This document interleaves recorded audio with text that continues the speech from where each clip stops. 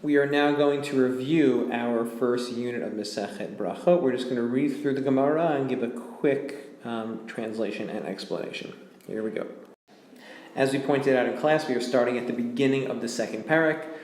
You'll notice here, Hadran alach me'ematai, if you look on the full pages and near the bottom of the page, this is the conclusion of the first parak, and our parak now begins with the Mishnah. We're not going to read the whole Mishnah, just that first line of the Mishnah. And then after the first line of the Mishnah, we have the line and a half, or line plus 2 words of Gemara that then explain and analyze this one line of the Mishnah.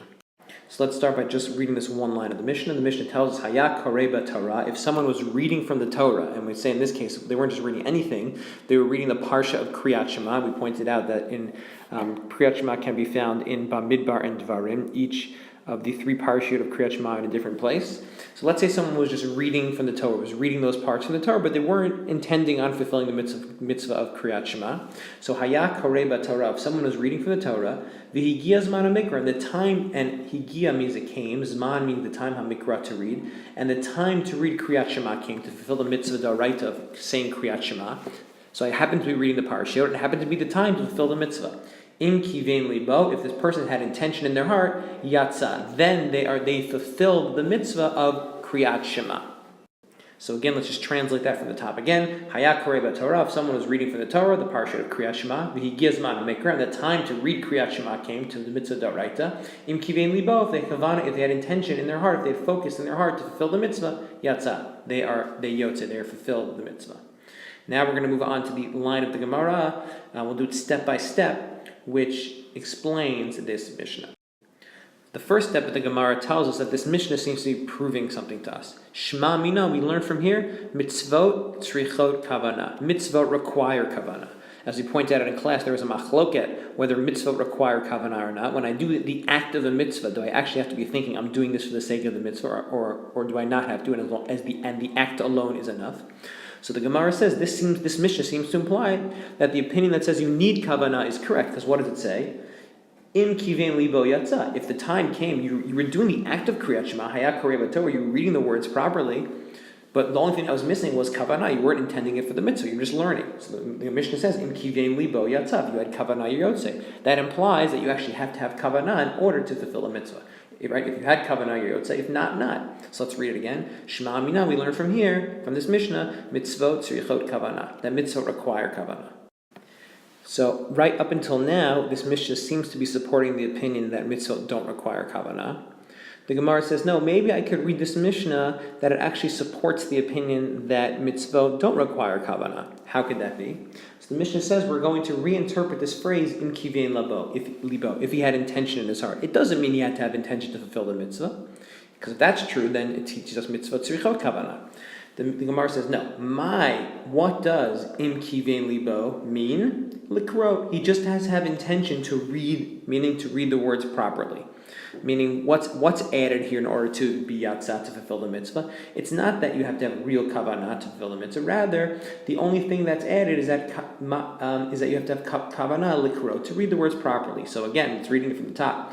The Gemara says, Shema mina mitzvot tzrichot kavanah. It seems from here, right? We learn from here that we undo, not working. Let's erase. Sorry about that. So again, the Gemara says, Shema mina mitzvot tzrichot kavanah. We learn from here that mitzvot require kavanah. So the Gemara says, no, maybe not. My im kivein libo. What does im kivein libo mean? Likro, just to read the words properly. And real kavanah is actually not required. So now we have the Gemara seeming to prove that mitzvah require kavanah. We have the Gemara then reinterpreting the Mishnahs to teach us that mitzvah, maybe it's not real kavanah, real intent to fulfill the mitzvah that's required here. The Gemara then challenges that. The Gemara says, likrot, to read, v'hakakari. But you're already reading. It says, Haya koreba Torah v'higia zman hamikra. If you were reading from the Torah and the time to say Kriyat Shema came, Im kivein libo yatsa. If you add kavanah, you're yotze. So if you say adding kavanah means adding kavanah intent to fulfill the mitzvah, that makes sense. I didn't have that before. But how could you say im kivein libo means likrot, that I had to have kavanah to read? Right, likrot, to read, v'hakakara, you're already reading. Haya koreba Torah. How could you say that what's added, the Mishnah is adding is right? If you were reading from the Torah and the time to read Kriyat Shema came, if you then have intent to read your Yotzei, you already have intent to read. It's what you're doing. You're reading. Again, Lakrot v'hakakara, you're reading. How could that be? So the Gemara now is questioning that possibility. Now the Gemara is going to defend this possibility and is going to reinterpret this phrase, Haya Korei B'Torah. It doesn't mean you were actually reading, because if you were actually reading, it doesn't make any sense to say, oh, and then if you had intention to read your Yotzei. That's what you already had intention to read.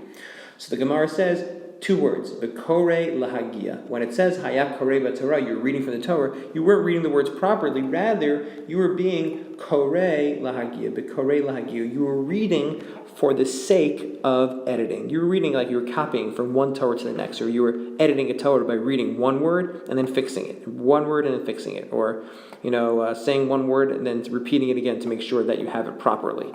So that's what you were doing. Then the Mishnah reads fine. Haya Korei B'Torah. If someone was reading from the Torah, lahagia, to edit, they were just editing the Torah, like one word at a time. Higia zman maker, and the time to say Kriyat Shema came. In kivein libo, if he had focus, meaning if he then intended to read every word in a row properly, then yatsa. But you don't have to have intention to fill the entire mitzvah.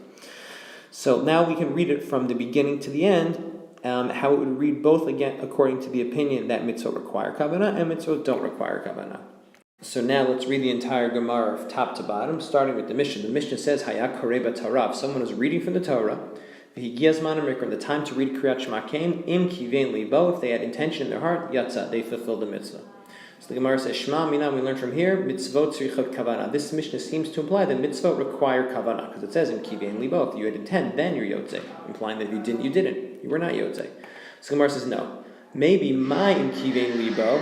What does in kivein libo mean? Likrot. It just means you have to have kavana likrot, to read. You don't actually have to have kavana to fulfill the mitzvah. As long as you had kavana to read the words properly, it's fine. So the Gemara says likrot. Really? You're going to tell me that you could read the Mishnah as saying likrot? All you have to have is kavana to read? V'hakakara, you're already reading. So what are you telling me? The added thing is you read. Harakari, you're already reading. So Gemara says no. B'korei lahagia. Maybe originally this person was reading for the sake of editing, and when the Gemara says in kivein libo, it just means now you have to focus yourself to read the words in a row properly. So basically, what we end up here is two different ways of reading this Mishnah. If you are of the opinion that mitzvot require kavanah, then you read the Mishnah straightforward, very simply. Haya Korei B'Torah. If you're reading from the Torah, saying the words word by word properly, the Higia zman maker, and the time to say Kriyat Shema came in kivein libo. If you had kavanah to fulfill the mitzvah, to fulfill a mitzvah of Kriyat Shema, yatsa, then you're yotzei. But if you did not have kavanah to fulfill the mitzvah, you're not yotzei, because mitzvot tzrichot kavanah. If you're of the opinion that mitzvot don't require kavanah, how are you going to read this Mishnah? Right? It says in kivein libo, you need kavanah. So how are you going to read it? So then you have to kind of distort the way this Mishnah reads properly and read it with a little creativity. Haya Korei B'Torah. If you were reading from the Torah just for the sake of editing, so you weren't reading it fluidly, you weren't reading it straight through, you're reading like one word at a time, fixing it. The Higia zman maker, and the time to say Kriyat Shema came. In kivein libo, you then focus yourself on saying all the words in a row properly, even if you didn't have intention to fulfill the mitzvah, still yatsa, you're yotzei. Because mitzvot don't require kavanah, but they do require that you say the words properly. Again, one more time. Shema mina, this seems to imply mitzvot tzrichot kavanah. So Gemara says, maybe not. My in kivein libo. What does in kivein libo mean? Likrot, just to read. Likrot, to read? B'hakakar, you're already reading. It says Haya Korei B'Torah. The Gemara says no, B'hakorei lahagia. Maybe originally you were reading it for the sake of editing, and now it's telling us you just have to make sure to read the words properly, but kavanah is not needed.